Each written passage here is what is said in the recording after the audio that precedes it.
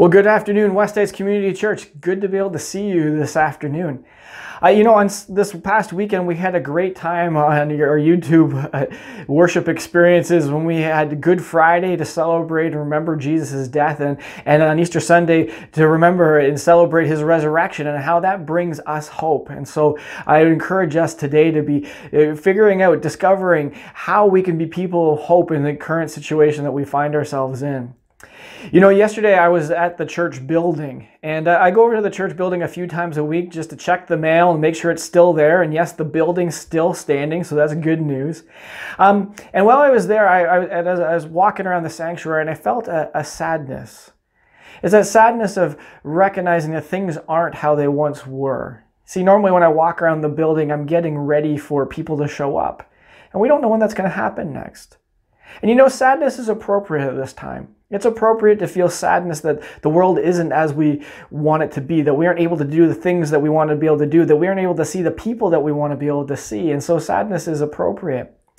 But in that moment of sadness, I found myself remembering that the church isn't a building, that the church is people, God's people, followers of Jesus, who together make up the hands and feet of Jesus, make up the body of Christ, and that together we are the church wherever we happen to be.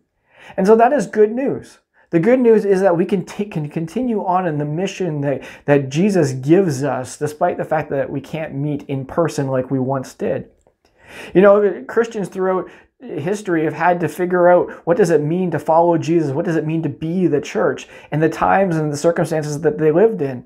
And this is just one of those moments where we are being invited to rethink, what does it mean to follow Jesus? What does it mean to be the church? And what does it mean for us to express our mission? We had some really cool things planned for this spring, things that we aren't going to be able to do. Maybe we'll do them next year, we'll see.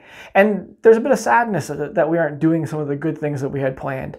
But there's also some excitement that this is an opportunity for us to slow down, to pause, to listen and say, God, where are you leading us? How can we be a blessing to others? How can we be engaged in your good mission? And so my encouragement to all of us, wherever we happen to be today, is to make space to listen and to say, God, this has been tough. This isn't how we would have chosen life to be. But Lord, can you give us a vision for what it means to follow Jesus? What does it mean to be the church in this time, in this place, in these circumstances?